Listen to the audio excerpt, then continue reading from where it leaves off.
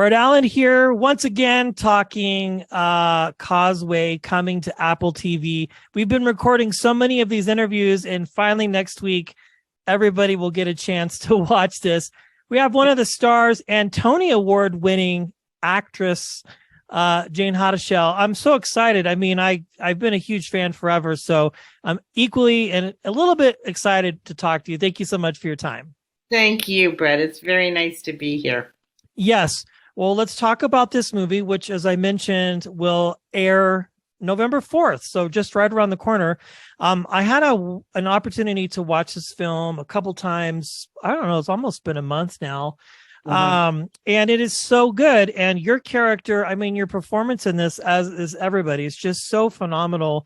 And this is a great project. I'm very curious because you have done so much and you've been a part of so many different things. What sort of interested you, and I've been asking everybody this, attracted you to this story and made you decide that it was something that you wanted to commit your time to as an actor and as a storyteller? Yeah, well, it's a beautiful film. I agree with you. And I think that one of the things that really impacted me initially and really did. I've only seen the film once now, and it was just a couple weeks ago, and it was very exciting to see it. But what impacted me on first reading was the thing that also impacted me so strongly in finally seeing the finished product. And it's ultimately a film about the healing power of empathy and learning how to feel for others, with others, without being invested in, necessarily changing them, and really the power and true meaning of what loving is. Yeah, I think that's really truly the love letter and the paper, so to speak, that this film is written on. Because when we meet your character at the beginning and your scenes with Jennifer, we don't really quite know what's happening. And I don't want to spoil it. But your character Sharon, I believe, it's so, I mean, this is kind of different than anything that you've done before. So what was your process to creating this person and sort of getting into it, so to speak? I mean, what kind of research did you have to do? Because it's just so different, and it's fascinating how you play her out.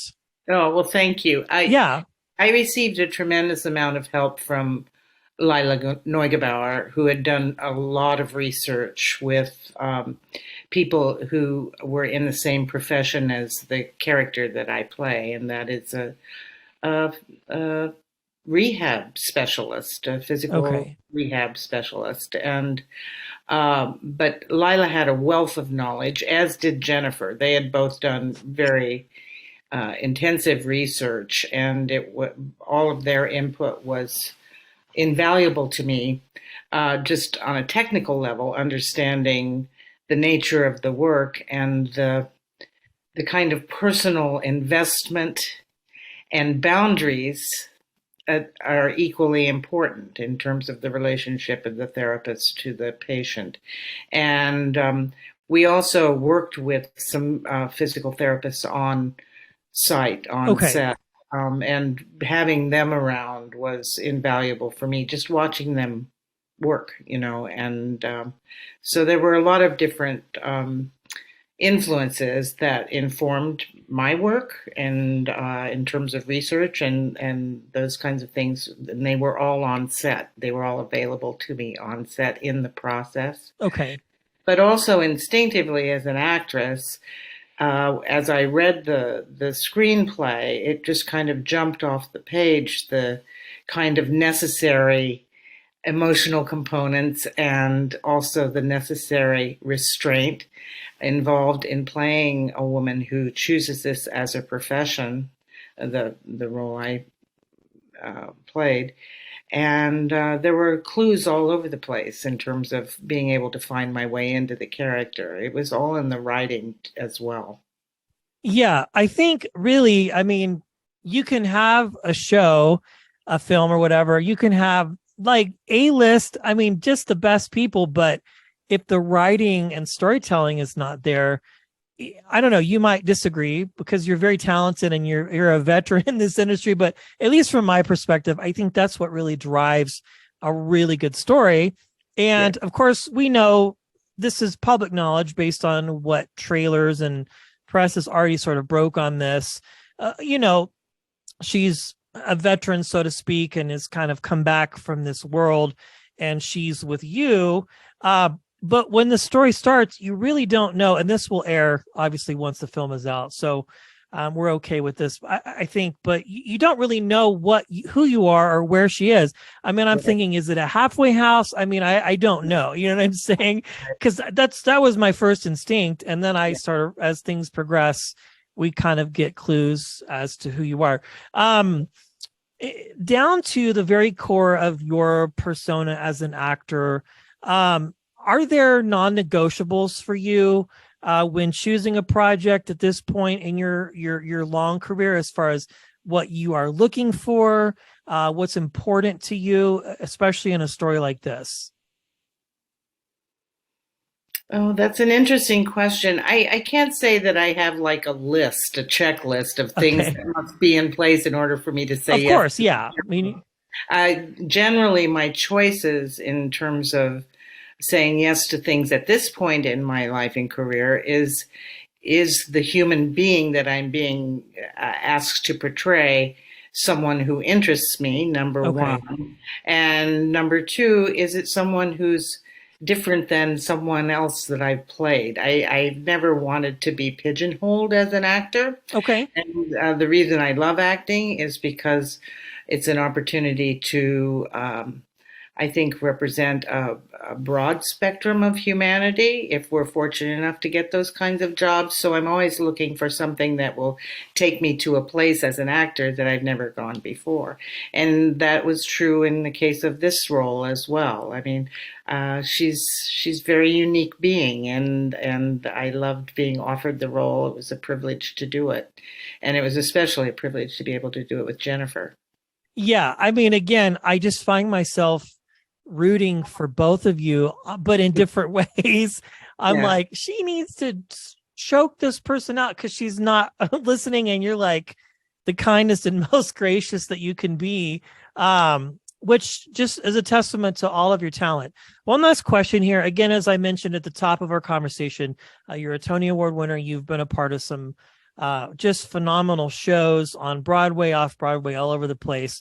Was there ever a point in your career where you decided to make the jump into television and film from Broadway, or did the cart come before the horse? I've done tons of research on you, and there's different things out there. So I figured I would go straight to the source and just ask how that whole process has worked for you, because they are definitely, having talked to other Broadway actors, theater actors, they're two different skill sets, really. Yes, there are. They are. And when I started out as an actor, I was a theater person, pure and simple. And for many, many years, I did exclusively theater. I did no television or film when I was starting out. And I can say, really, for almost the first 30 years of my career, I did only theater. And I did only theater in regional theaters all around the country. Then in the last 20 years, I made the transition where I started focusing on doing theater in New York and not traveling. I burned out on traveling, and I just wanted to stay in one place. And so I started working off Broadway and on Broadway, and I was very fortunate in that. And simultaneously, because I was now in one spot in a big city that actually where films and television shows happen, some opportunities started coming up for me for small parts in TV and film. And when they came my way, I was grateful and happy to take them. But it was not something that I actively sought out. My agents just occasionally would get a call for me to go in on something. And if I got the job, great. And if not, it was not a heartbreaker to me because I didn't have my career pinned on being an actress in movies or television. So whenever I've gotten these jobs, on camera. It's always just felt like gravy to me. It's like, oh my gosh, I can't believe I get to do this. It's nice. It's great. It's extra income, all of that.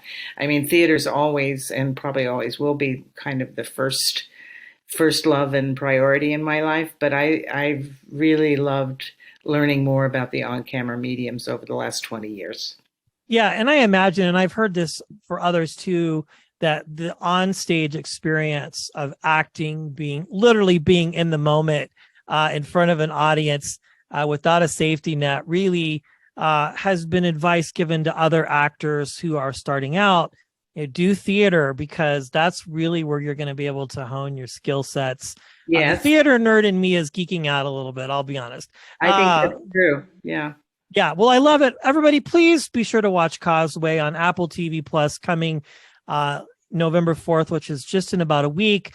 Again, we have a lot of great casts we've been chatting with. And of course, Jayne, it's just been a pleasure chatting with you, and great work in this, and excited to see what's next. Thank you so much for your time. It's been an honor chatting.